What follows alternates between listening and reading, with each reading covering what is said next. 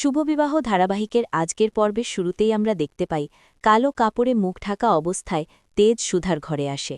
তেজকে দেখেই সুধা জড়িয়ে ধরে আবেগে ভেঙে পড়ে বলে, তুমি এতদিন কোথায় ছিলে, কেন ফিরে আসনি? আমাদের মেয়েকে তো এখনও খুঁজে পাওয়া যায়নি। এতগুলো দিন ধরে আমি একা একা সব সামলেছি।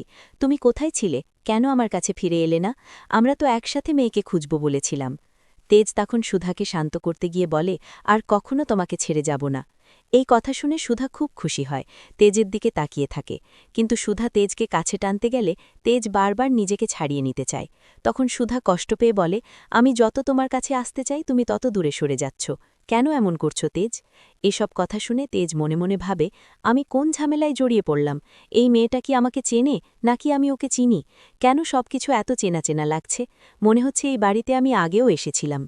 ঠিক সেই সময় বাড়ির পেছনের দরজা দিয়ে চুমকি ঢুকে ড্রয়িং রুমে আসে আর মনে মনে বলে, বাইরে থেকে যত আলিশান বাড়িটা, ভেতরে ততটাই ঝলমলে। নিশ্চয়ই এখানে অনেক দামি জিনিস আছে। এরপর সে টেবিলের ওপর রাখা ছোট ছোট মূর্তি আর জিনিসপত্র ব্যাগে ভরতে থাকে। এইদিকে ভারাক্রান্ত মন নিয়ে কাননদেবী সিঁড়ি দিয়ে নেমে ঠাকুরের সামনে দাঁড়িয়ে বলে, সুধা তো এমন ছিল না, হঠাৎ করে এত বদলে গেল কেন ঠাকুর? তুমি আজ বড় কঠিন দিন দেখালে। ঠিক তখনই চুমকি কাননদেবীকে দেখে ভাবে, এত রাতে এই বুড়ি এখানে কি করছে? এরপর সে মনে মনে ভাবে, হারটা কোথায় আছে সেটাও খুঁজে বের করতে হবে, আর যত তাড়াতাড়ি সম্ভব এখান থেকে পালাতে হবে বলে সে উপরে চলে যায়। পরের দৃশ্যে আবার দেখা যায় সুধা তেজকে শক্ত করে জড়িয়ে ধরে বলে, আমি তোমাকে আর কোথাও যেতে দেব না, আমাদের মেয়েকে খুঁজতেই হবে। এমন সময় হঠাৎ চুমকি এসে সুধার মাথায় জোরে আঘাত করে। সুধা অজ্ঞান হয়ে পড়ে যায়। তেজ ভয় পেয়ে বলে, এত জোরে মারলে কেন? ও তো অজ্ঞান হয়ে গেল। তখন চুমকি রেগে গিয়ে বলে, এখন এসব ভাবার সময় নেই, এখান থেকে পালাতে হবে, নইলে ধরা পড়ে যাব। কিন্তু তেজ সুধাকে ছেড়ে যেতে চায় না। সে আঁকড়ে ধরে বসে থাকে আর বলে, এই মেয়েটা আমাকে চিনল কিভাবে? চুমকি তখন আলমারি থেকে কিংসুক লাহেরির দেওয়া দামি হারটা নিয়ে তেজকে টেনে নিয়ে পেছনের ব্যালকনি দিয়ে পালিয়ে যায়। এর কিছুক্ষণ পর কাননদেবী সবাইকে ডেকে চিৎকার করে বলে, বাড়িতে কেউ ঢুকেছিল, আমি কাউকে দেখেছি। তখন আশুতোষবাবু বলে, সিসি ক্যামেরা দেখলেই সব জানা যাবে।